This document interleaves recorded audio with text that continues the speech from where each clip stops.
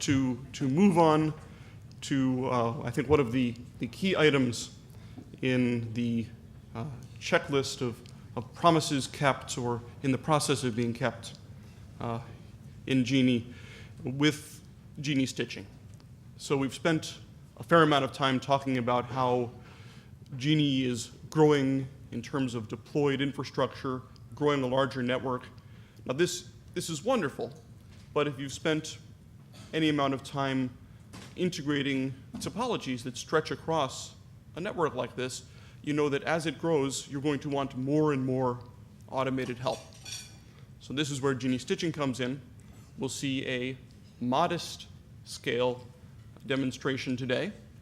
We will get a peek underneath the hood to see how the demonstration worked, and we'll get a glimpse of future plans so that we can see how GENI stitching is going to become more capable and more available over the coming months. So Heidi and Luisa.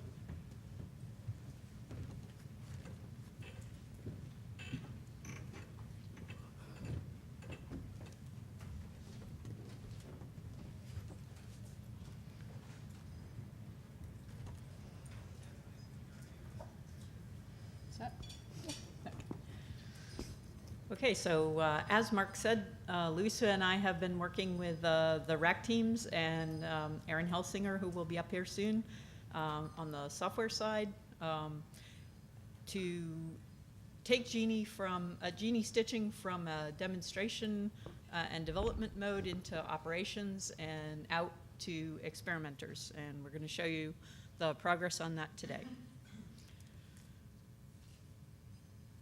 Okay, I'm going to have to put on my glasses. The GENI network is built on shared infrastructure. So in any end-to-end path that you might pick in GENI, there is not one single owner of that whole path.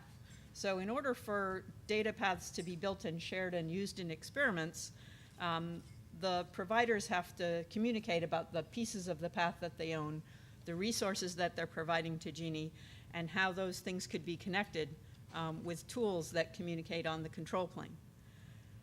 Several of the GENI participants already provide this information and have been participating in operations trials and even earlier in development trials.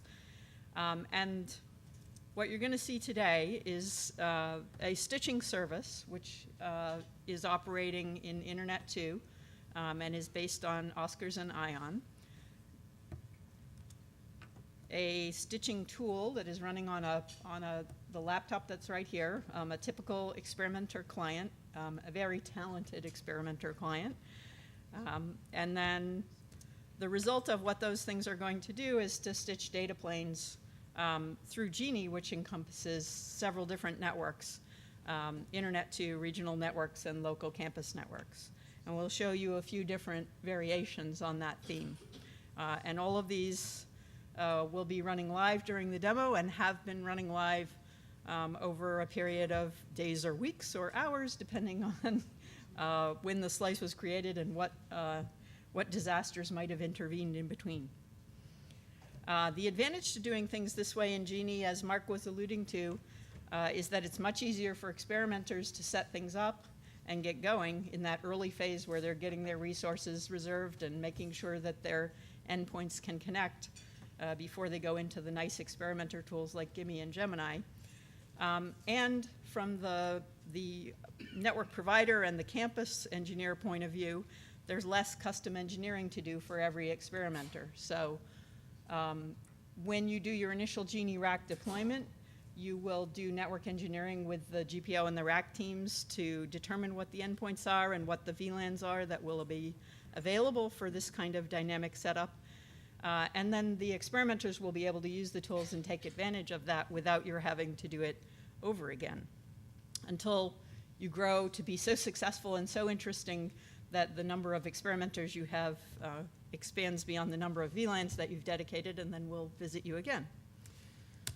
Or maybe you'll deploy a super rack like Utah. So a little bit of background for those of you who haven't been in GENI for a long time or in network engineering for a long time. Stitching is not a GENI idea. Stitching is not a new idea. It's been supported for a long time in many commercial platforms and in research and engineering networks, specifically Oscars, which we're taking advantage of here. So we're building on a platform of experience both in industry and in research that made this easier for GENI. And in fact, the two GENI rack teams, InstaGENI and ExoGENI, both supported native stitching from their earliest deployments. So if you had an InstaGENI rack in Utah and an InstaGENI rack in Cambridge, they could talk to each other and they knew how to connect to each other. And this happened because the InstaGENI rack team had done the network engineering in advance to make sure that the ProtoGENI nodes could talk to each other. But they couldn't necessarily talk to other GENI resources. So there's a very good tool in ProtoGENI called FLAC and a very good tool in ExoGENI called Flukes. And among other things, stitching is one of the things that they can do in that native environment.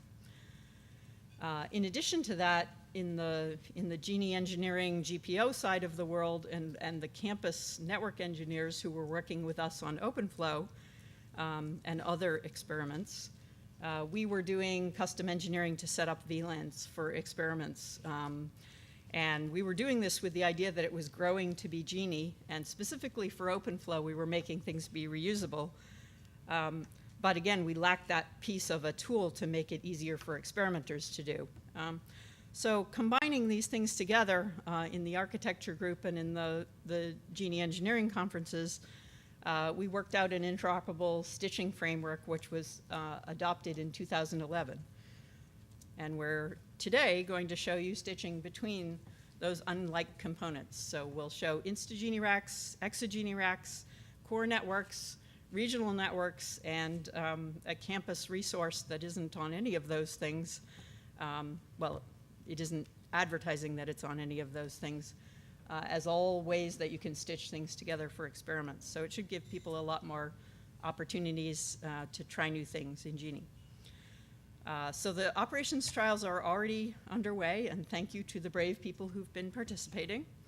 And we expect to expand these to every place that we deploy a GENI rack. So the trials have been going reasonably well, and they'll be expanding.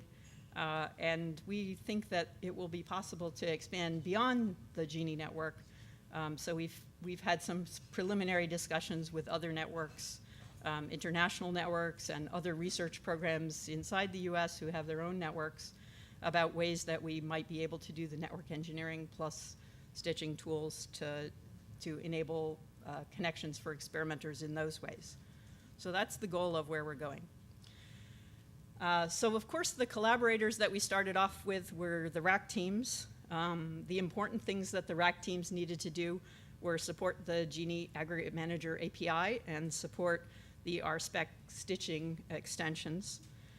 There's a few of the teams here. There's actually a lot more people now, and even just trying to list all of their names has gotten to be a project. So I apologize for not putting up all their names, but you probably recognize most of them. And then the other things that they've been very busy on recently is developing the code that actually configures the rack switches and assigns the slices and resources so that the tool that's helping put them together, the ends that are in the rack or the middles that are in the rack all work interoperably. In addition to that, we had 2 people from ISI and 1 person from Internet 2 working very closely with us on all of the trials. So thank you, Chad from Internet 2, and Z and Tom.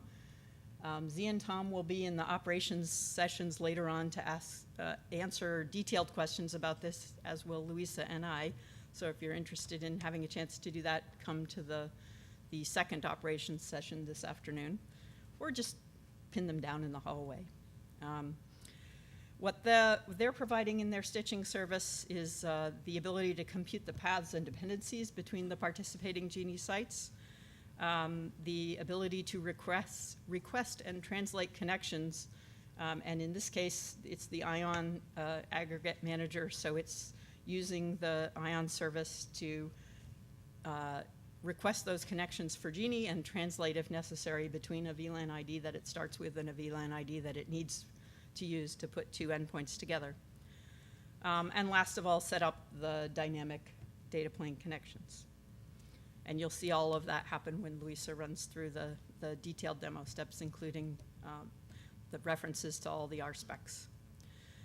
The final set of collaborators are, of course, the campuses and the regional networks that worked with us. In this demo today, we'll have Knox, the Utah Education Network, CENIC, and Chiron, all of whom were supporting regionals and stitching using their networks. The last piece that we're showing is the client tool that sits on the laptop. We're showing Omni because Omni is easily interoperable and very simple, but of course there are other tools that I mentioned before. They are being modified so that they work with stitching too. So don't take away from this that you have to have Omni. It's just that that's what we're using in today's demo. And those tools request the connections and report the results back to the experimenter. And you'll see console windows that'll explain that. We don't have the nice experimenter support graphics like you see in GEMINI and GIME. So this is a flashback to the old days of network engineering. But hopefully as this advances, we'll get those kind of tools also. And then at this stage of operations trials, we've been working with the network engineers in the regional networks and in Internet too. And the GPO has been kind of filling in as the operations role for when we needed to pretend to be something like a campus if there wasn't an active campus working on the early versions of the trials. The GPO did that. And the reason why we're still doing that in something I call operations trials is because the monitoring and reporting tools are the second phase of stitching. So those things are still under development and not available yet. So we don't want to ask our collaborators to try and support this without those things being available.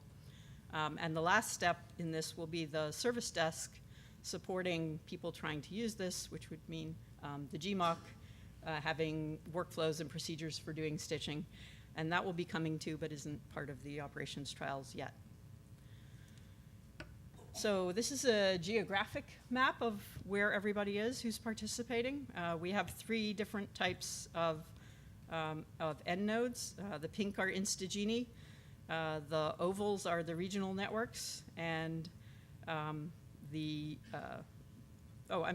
pink aren't just InstaGenie. The pink are also Max, which is a regional network, and also providing an endpoint because they were also a developer. So they were filling several roles in this demo. And then in New York and Los Angeles, the green boxes are the Internet 2 backbone routers that run ION service. And those are the places where we can cross over and use the stitching service and create topology. So that's who's participating now. This is who's going to be participating in the next GEC. So basically what this map is showing is all of the GENI racks that have already been deployed, plus the GENI racks that we expect to be operating by the next GEC, where they are and which regionals are supporting them. So you can see it's a pretty aggressive plan. It's not as bad as it looks because a lot of the things that are on here are already deployed and just not in the operations trials yet. But this should really change the landscape for experimenters who maybe have only been able to find 1 or 2 paths to do things. Now it should be a lot easier to dream up interesting topologies with the cooperation of the Internet 2 ION service. So the GPO liking to do documentation as well as engineering and integration. We have a nice stitching test plan that's on the website.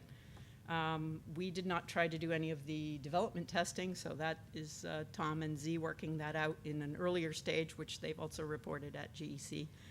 But this is going through first step of functional operator resource and measurement tests for the topology, and then, as I said, exercising the same thing in the real operational environment. We've found some scaling issues and we've found some needed improvements, and the developers have been really good at working with us and addressing those quickly. The ultimate goal of all of this is preparing for the larger rollout, making these things solid and scalable. If you are a person who likes to follow the details or you have a favorite site, you can actually see the test status for all the detailed tests, and they include captures of all of the test specifics like RSpecs. So if you're sitting at one of the sites that's in operations trials and you're wondering what what RSpecs were used to actually connect, say from Utah to University of Maryland, you can go and cut and paste them out of this. So this is a matrix of everything that we tried having talked to each other. We have a bunch of things that we didn't test, partly because in the case of InstaGenie racks talking to ExoGenie racks, we were more interested in exercising the functions and not necessarily the distribution of that to a lot of places. And then Stanford was providing us a non-GENI resource. So even though Stanford is a GENI site and has been a GENI site for a long time, for the purpose of these tests, they were just putting up a resource that we could get to and seeing if you could extend GENI stitching out to something like that. So that hasn't been tested in all combinations, again, because it was mostly testing for the function and the idea, and it's not going to be a continuing thing that experimenters will use. But it is a model for how we might do other non-GENI connections. So if you're an operations person, this is what it is that stitching means to you. The first thing that you want to do is select the infrastructure that you have that you want to support for stitching. So that means choosing VLAN IDs, LANs. If you have a rack, what rack is it going through? If you have SDN switches, what are those going through? How many places do you want to support it? And then what aggregates are you interested in talking to? So all of this stuff gets discussed in the initial GENI rack deployment. So Tim Up the Grove will ask you questions. The InstaGenie rack and the ExoGenie rack guys will ask you questions about this. And that's the first decision that you make. We've been asking for 20 VLANs from every campus, which is a pretty small and reasonable number. We don't always get 20 VLANs. Sometimes we get more, sometimes we get slightly less. But if you're wondering how much of your budget you would allocate to this in terms of VLAN IDs, that's a good number to think of. Obviously, if you want to do more experiments and have more flexibility, you want to dedicate more. Right now, it's, as I said, ion stitching only, but if you're an NLR campus or a regional that works a lot with NLR, we are expecting to also provide stitching in NLR. Next thing you want to do is select your local endpoints. So, for example, if you have a test bed on campus that you want to make stitching work to, so you can run a class or have people who are students do experiments, you're going to find the local LAN and the addresses to connect that to the GENI rack or the OpenFlow switch that you have that goes into GENI. You're going to delegate those VLANs for stitching. You're going to set up all the local stuff, run a GENI stitching service if you want to. No one wants to do that yet. And I don't actually think that that is likely to be something that campus guys are looking to add to their plate.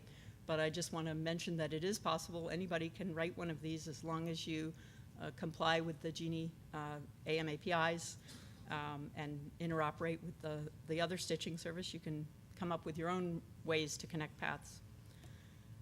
And if you contact help@geni.net, we'll help with integrating and testing and announcing what you're doing if you want to be involved with stitching. So we have a prototype wiki page that we're using to explain in operations how people delegate their VLANs. We think it's important because of the fact that an end-to-end path is not owned by any one organization that we make it easy to find out who's providing which pieces. So if you as a campus person are looking at an issue with a connection, or if you as an experimenter see that great experimenter tool and it shows you some red network links and you're trying to figure out why they're red, this registration page will let us more easily track and share who's providing what that might be a stitched connection. So this is just a prototype. We're going to discuss it more with the people in GENI, but we wanted to put up something that at least made it easy to see what does it really mean and how does it look as a page. This is the link to it. And this, which you probably can't see at all, is an example So I apologize for the size of the font and the size of the room. But basically, there's an entry for every regional that's delegating VLANs. In some cases, there's more than one entry. And if you scroll through this, you can find the URLs and all the details that you need as a network engineer to track down issues or problems, or just build a network map if you're an experimenter and want to provide all the link and endpoint information about what you're doing. So that's all you do as an operator. Only 2 pages of slides. No problem, right? This is what you do if you're an experimenter. First, you go and get the Omni client. As I said, this is for participating in the operations trials. So not because it's necessary for interoperability, but because that's what we're using for our trials. There's a new version that's under test in our trials that's going to be available shortly after the GEC. And there'll be a new version of FLAC that also will have support for stitching available soon. I won't speak for Rob and say when. And we're also looking at possibility for supporting stitching in the GENI the GENI portal. And we're interested in getting feedback about whether people think that that would be useful or helpful or interesting. So then you find, oh, I'm sorry. You, no, tell me when you want to. When you see the diagram. Okay, okay, sorry. Okay, so then you find the sites that support GENI stitching right now, which I just went through on those maps. What we're using today is GPO, University of Utah, University of Kentucky, Max, and Scenic, and Stanford. So Scenic/Stanford. Then you go and get the magic RSpec requests.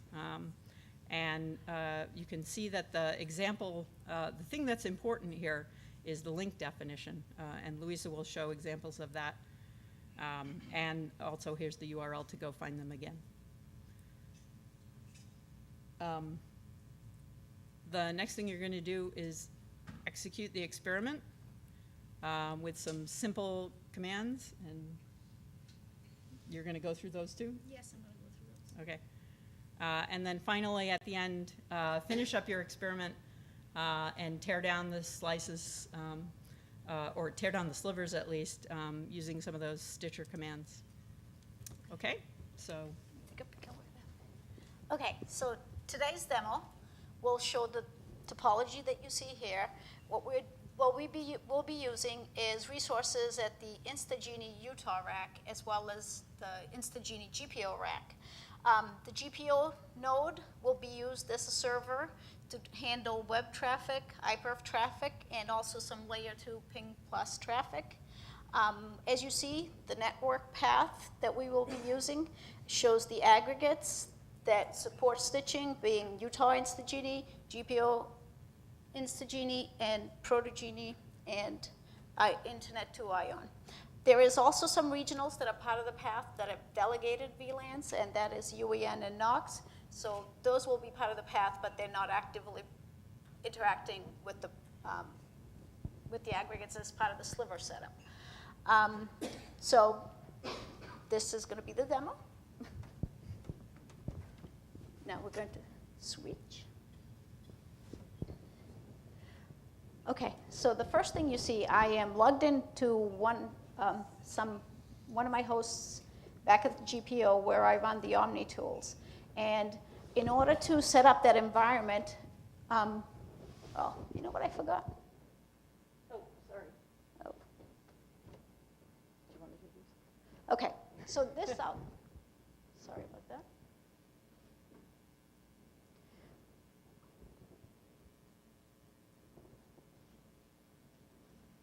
Okay, so this is basically the outline of the entire experiment. We're going to create a slice, then using the brand new tool called Stitcher, which is basically Omni plus stitching.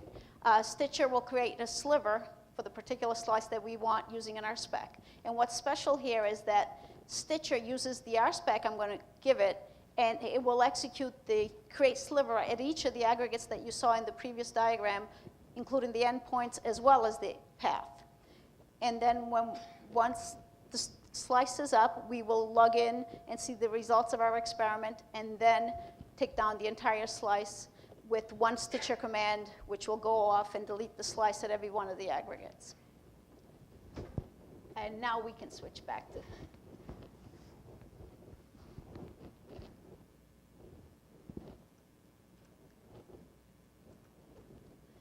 Okay.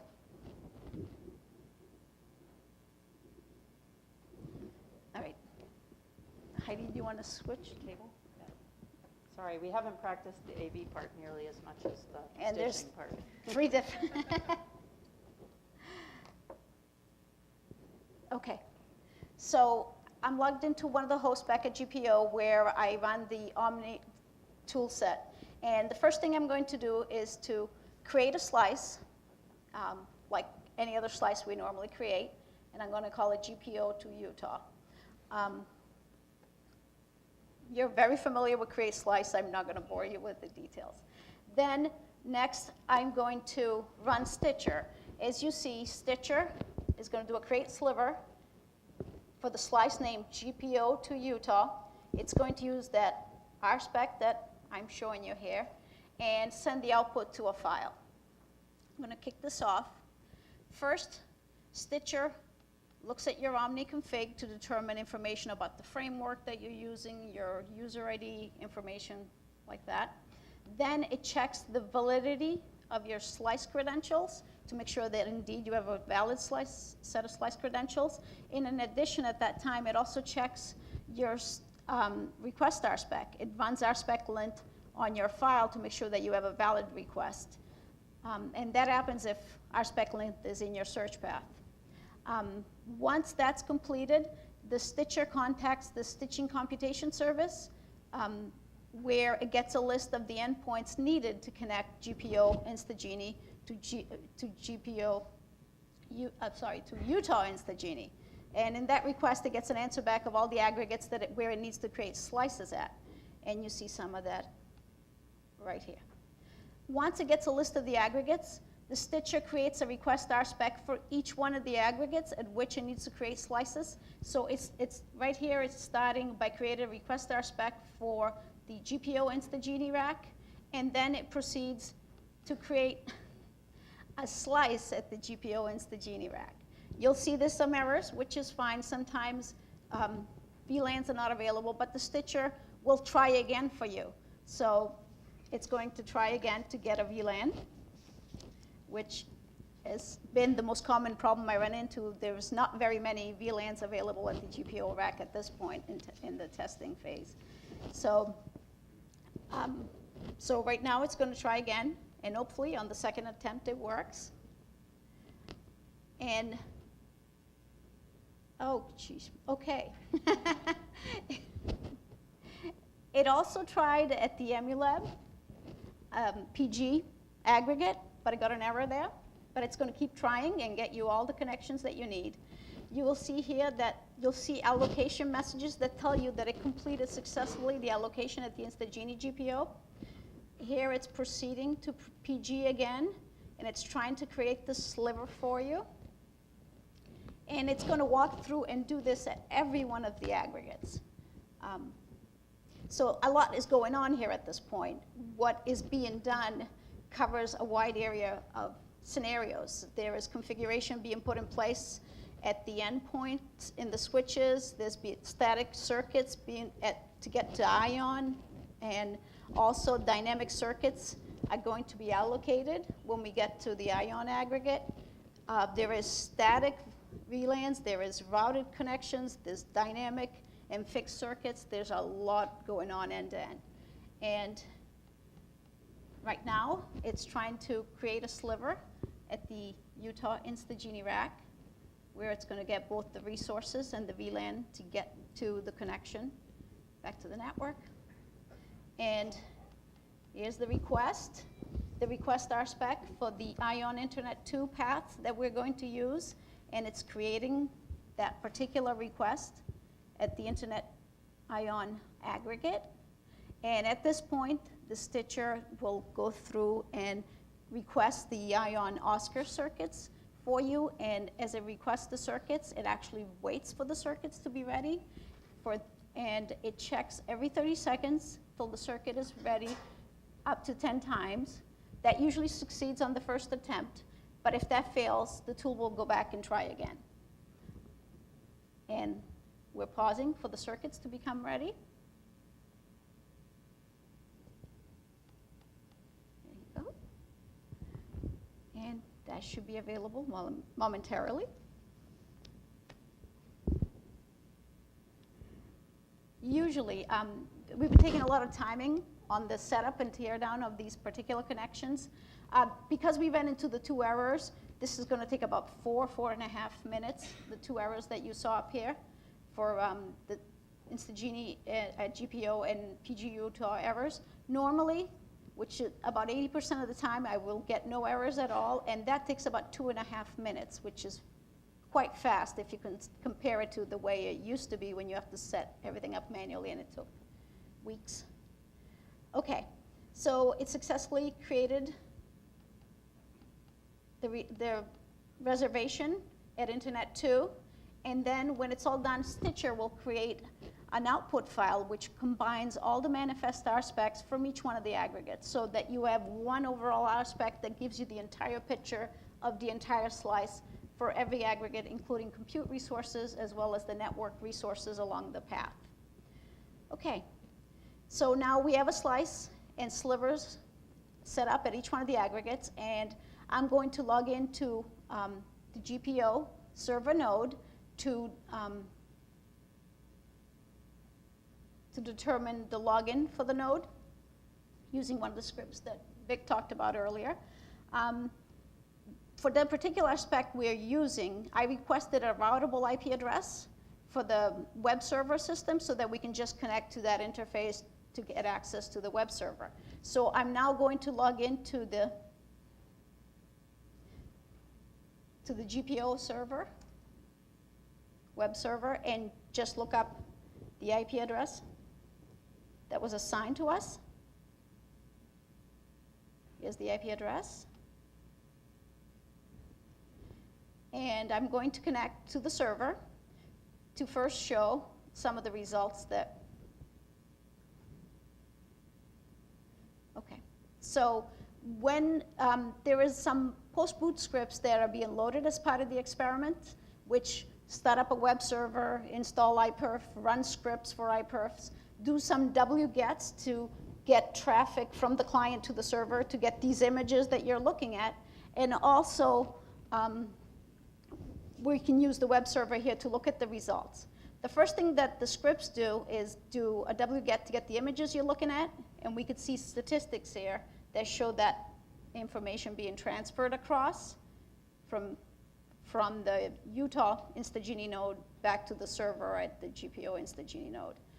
Also, there was a very quick Iperf test that ran for 10 seconds with 10 connections. These are the results for that connection. We got about 60 megabits per second. Also, we're going to run a layer 2 ping plus experiment, and I will show you to begin, since IP was enabled, nothing was run, that we have no statistics at all for that particular part of the experiment. So now I will log into I need to log into each of the nodes and disable IP so that we can run our layer 2 experiment. I'm going to look up the login information for the InstaGenie Utah node so that we can log in and disable the interface on the data plane. Okay.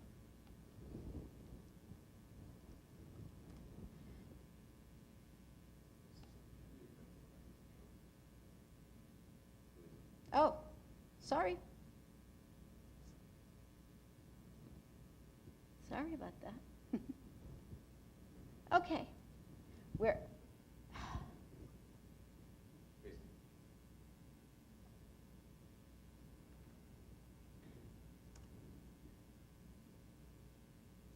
oh, I see. Oh, okay. Let me get the login information again. Pretend that didn't happen. Okay. So now I am going to log into the client at InstaGenie Utah and look up its interface so I can determine what its MAC address is. So this is the network address that was requested for the data plane interface.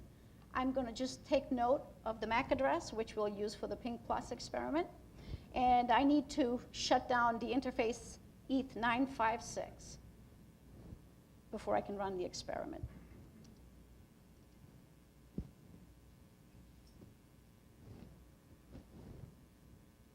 956, I'm dyslexic. And so we've shut down IP on the client. Now we have to do the same on the server. We need to shut down interface ETH3747.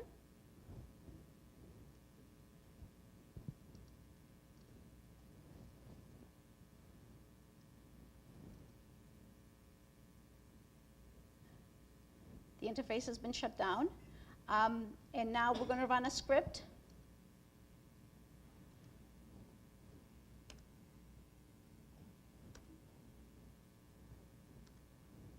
And we're going to run Ping Plus to the destination MAC address for the client. And we're going to send that information via the interface that we just shut down. The listener started automatically. Remember, Nikki, you did that? On the client side, there is a listener that's already running that was set up, and it's ready to receive. Oh, now I forget the 3747. Thank you, everyone. Okay, so now I'm going to send traffic to the MAC destination address on the client where there's a listener running via the interface I just shut down. So here we go. Now that's running. I'm going back to the web server to show, we're going to reload the page where the Ping Plus logs exist, and there's some of the results for what's being run back and forth. The information is being sent to a file. Okay, so that's the conclusion of the live part of the demo. I'm going to, wait, there's a little bit more. When you are done, you do want to release resources. So what I'm going to do is run Stitcher again, delete sliver, the slice name, and stay. Sorry. And that's going to delete slivers at each one of the aggregates. One simple command. Now, we also have 3 additional slivers that have been running. Some of them have been running for over a week. Some of them have been running for a few hours. And I'm just going to bring up some windows to show you. Do you have the? Sorry, do you want me to do it now? Back to 2. Back to this. Sorry. So which one do you want to be on? That one. Stitching variations? Okay, good.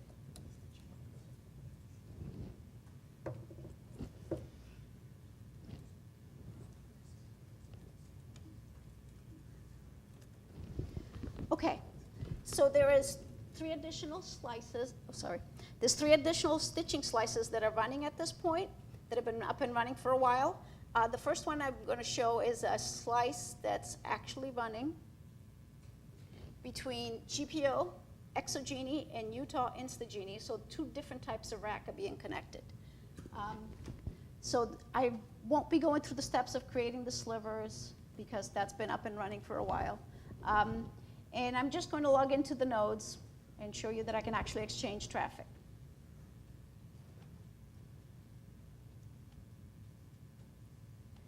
Okay. So this is the node that was allocated to me on the router on the node at the ExoGenie GPO site. I'm going to start an Iperf server there, and there's the node that was allocated to me for the Utah Genie rack, InstaGenie rack. I'm just going to connect 4 clients to the server, and you can see that happening here. So that's over a stitched connection between racks that are basically using the same path that I used for the live demo, but they're different rack types. I'll break out of that.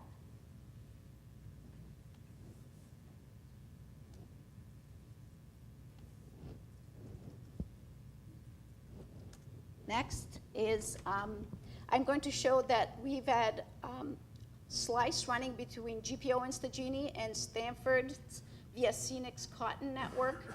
And the Stanford node is not a GENI node. And basically, we've set up slivers that have a fake endpoint at Scenic that establishes all these stitching path that we need. Again, these nodes were allocated when the slice was created, when the slivers were created. Sorry about the sizes. They were perfect before I connected to the AV. Okay, so I'm going to start Iperf again on the Scenic host that's at Stanford. And I'm just going to make 2 connections. And you see, that's also going across the stitched path.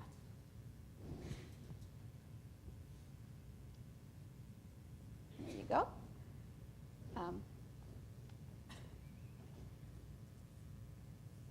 And one more. There's also one final sliver that's also been up for a slice, that's also been up for over a week. And this one here has been running, it connects a Planet Lab and an Emulab environment. There is a MyPLC host at Max that's being connected to Kentucky ProtoGenie. I'm going to log into those nodes.